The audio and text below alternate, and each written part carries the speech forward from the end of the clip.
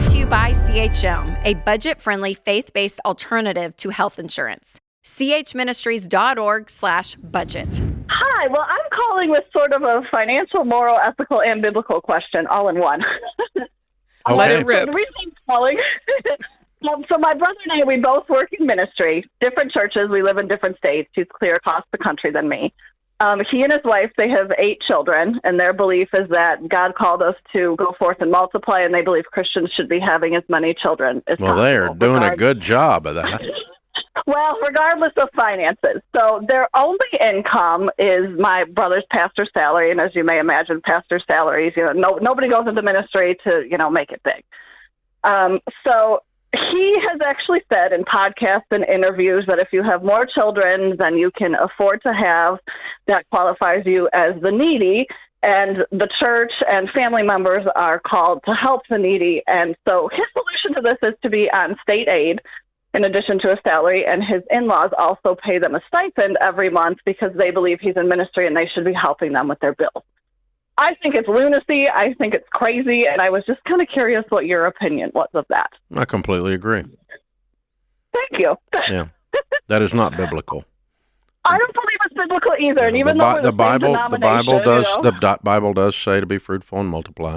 The Bible also says that those that won't take care of their own household are worse than an unbeliever.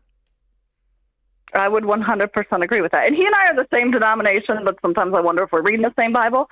But my other question to piggyback on that is, do you think Christians in any capacity, whether you're a pastor or a firefighter or whatever, should ever be taking advantage of government, or as I like to call it, taxpayer-funded aid?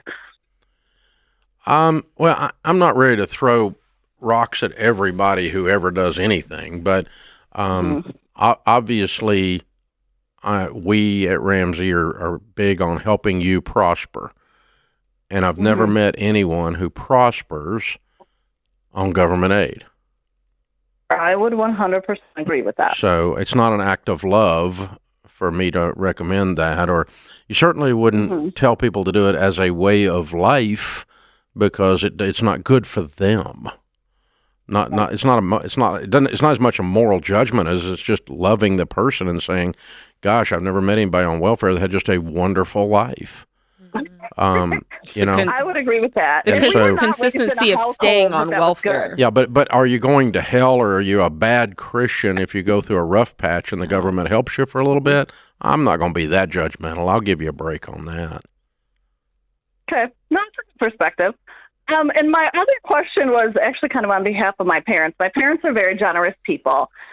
They fly out, so they live in Detroit with me, but they fly out to where my brother lives periodically, to see the kids, to keep up that relationship. And they're very generous when they're there. But when they are there, they kind of have their limits on generosity. My brother will make comments like, gee, my van needs new tires, and, see these bald tires, it's not safe. Or one of the kids lost their glasses, and, we just can't afford to repair them. What are some good boundaries that parents of adult children could have on saying, well, this is your problem, Yeah.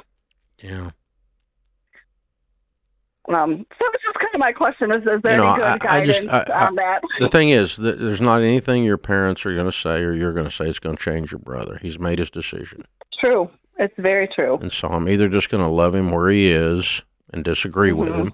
I mean, I have relatives that vote wrong, and I love them anyway, And so, that's okay. Right. And they think I vote wrong, so it's okay, and they love me still. So, but now, how much money am I going to pour into a situation like that? Listen, they're fixing the bald tires or replacing the lost glasses is not going to repair this situation. It's bigger than that. Correct.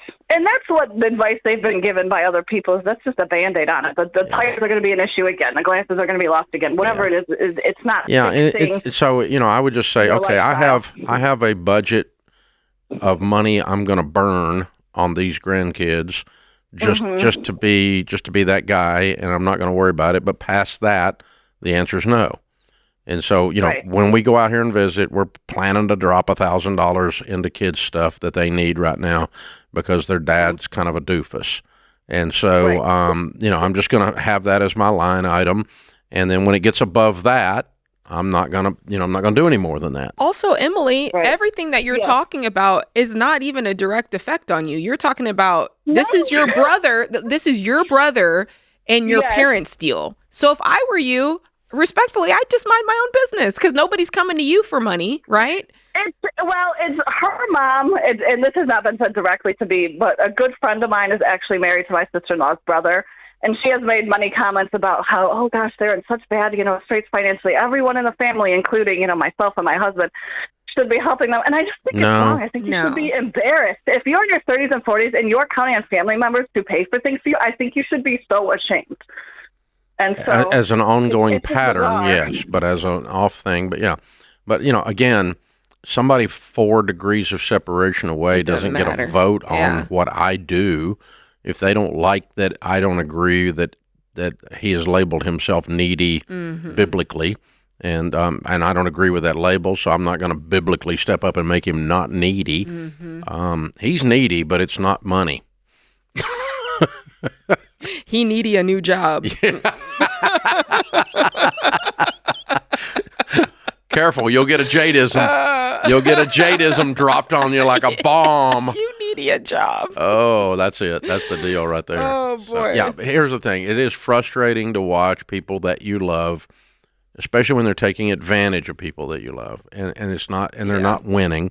But I'm also not going to get sucked into anyone else's guilt trip, or I particularly resist someone trying to Christianize their guilt trip. I know that's right.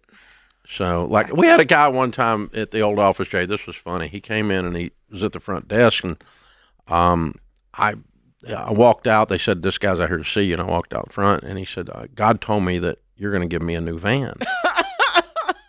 And I said, "No, he didn't." And he said, "Oh, yeah, he did." And I said, "No, he didn't. Because if God told you that I was going to give you a new van, he would have told me, and there'd be a new van sitting out there with the keys in it." I know that's right. If God told me to do it, that's what would have happened. But God didn't tell you nothing. You had bad pizza last night, and you're blaming God. And so, and then, of course, he starts cussing and screaming about how we're not real Christians, and had a little duck fit right there on the floor, and we had to have him removed. But because you don't challenge these God people when they're doing this stuff. So, crazy Christians give the rest of us Christians a bad name, y'all. I'm just saying. So, yeah, God told me that, and so, yeah, you're going to quote scripture that demands that you remove my private property from me. We're going to have an issue with that. Needy a new job. That's it. Yeah. Wow. Whew. And here's the sad thing. Wow. There's 8 kids being affected by this. That's what I know. Yeah, that's tough. So that's tough. Now they're being raised by that, and then they can't figure out why they strayed away from the church. Exactly. Because they were raised poor, because their mom and dad had decided to have a bad series of biblical definitions. Yeah. But I tell you, I do love the idea that we ought to be fruitful and multiply, but maybe we also ought to raise our income while we're doing that. That's right. So that we can feed them. That's supposed to be the kind of thing goes with it. So I agree with you. I agree with your frustration, Emily. But to Jade's point, there's not anything you're going to do about any of this. So this was just a discussion we all had, because nothing changed at the end of this discussion. Nope. Because we could give no one instruction in this process that's going to take the instruction. Yeah, if they wanted help, they would have called in. If the parents wanted help, they would have called in. Yep. So yeah, and so now you get to just sit on the sideline and be frustrated, or just watch them and grin and go, "That's my brother.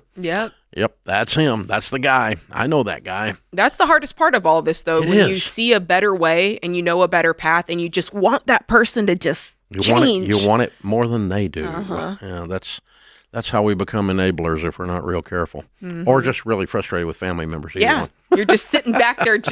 Meanwhile, they're broke eating a sandwich. They don't care. They're broke eating a sandwich somebody else made. That's right. That's right. Needy a job. I can't believe you, Jake. That was really good. That's good. I like it. I'm going with that. I'm sticking with it. I'm going to steal that one. After about 3 more times, it'll be something I said. Christian Healthcare Ministries can save your family hundreds of dollars on healthcare every month. Learn more at chministries.org/budget.